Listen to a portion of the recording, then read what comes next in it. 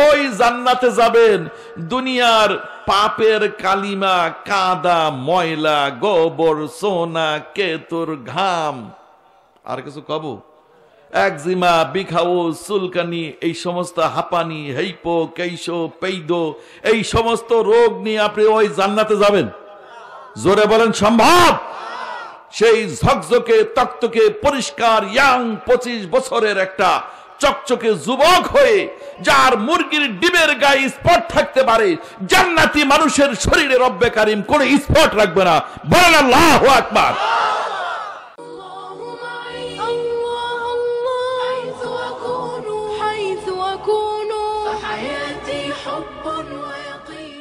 আল্লাহ রাব্বুল আলামিন বলেন,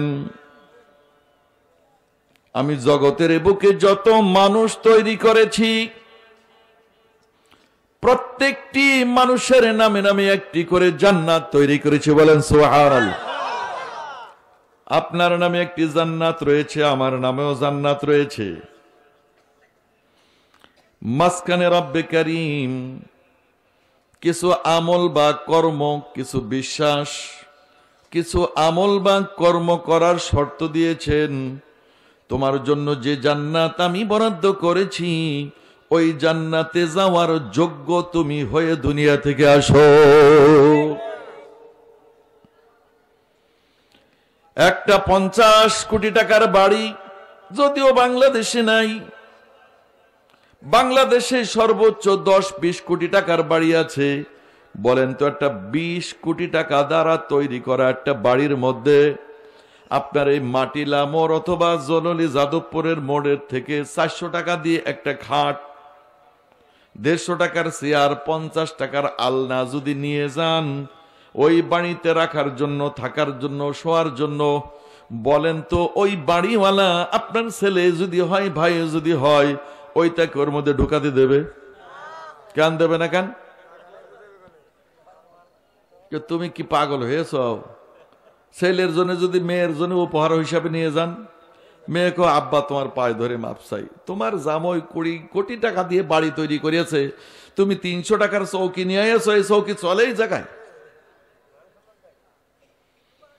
যে জান্নাত রব্বে কারীম তৈরি করেছেন, সেই জান্নাতের প্রত্যেকটি গাঁথনি ইয়াকুত, মণিমুক্তা, জওহর, এই পাথর দ্বারা, আর মশলাগুলো হলো মেশকে আম্বরের দ্বারা।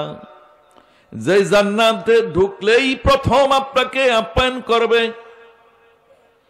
জান্নাতু আদনি ইয়াদখুলুনাহা ইউহাল্লাউনা ফীহা মিন আসাওিরা মিন যাহাবিন ওয়া লু'লুআ ওয়া লিবাসুহুম ফীহা হারীর। বলেন আল্লাহু আকবার।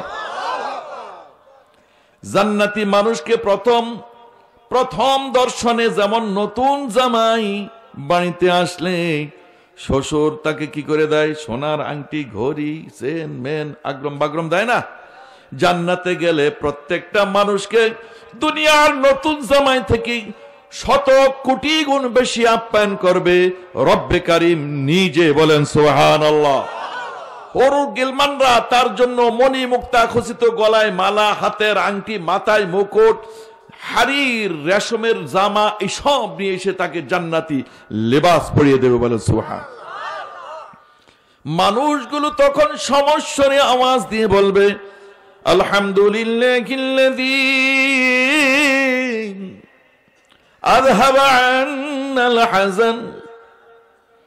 ওই রব্বে কারীমের শুকরিয়া আদায় করি, যিনি যাবতীয় দুঃখ, দুর্দশা, ব্যথা, বেদনা, চিন্তা, পেরেশানি থেকে আমাদেরকে মুক্ত করেছেন। বলেন সুবহানাল্লাহ।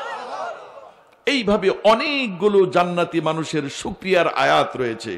আমার ওইটা বলা উদ্দেশ্য না, উদ্দেশ্য হলো ওই জান্নাতে যাবেন দুনিয়ার পাপের কালিমা, কাদা, ময়লা, গোবর, সোনা, কেতুর ঘাম, আর কিছু কব, একজিমা, বিখাও, চুলকানি, এই সমস্ত হাঁপানি, হেইপো, কেইশো, পেইদো, এই সমস্ত রোগ নিয়ে আপনি ওই জান্নাতে যাবেন? জোরে বলেন সম্ভব? সেই ঝকঝকে তকতকে পরিষ্কার ইয়াং 25 বছরের একটা চকচকে যুবক হয়ে, যার মুরগির ডিমের গায়ে স্পট থাকতে পারে, জান্নাতি মানুষের শরীরে রব্বে কারিম কোনো স্পট রাখবে না। বলেন আল্লাহু আকবার।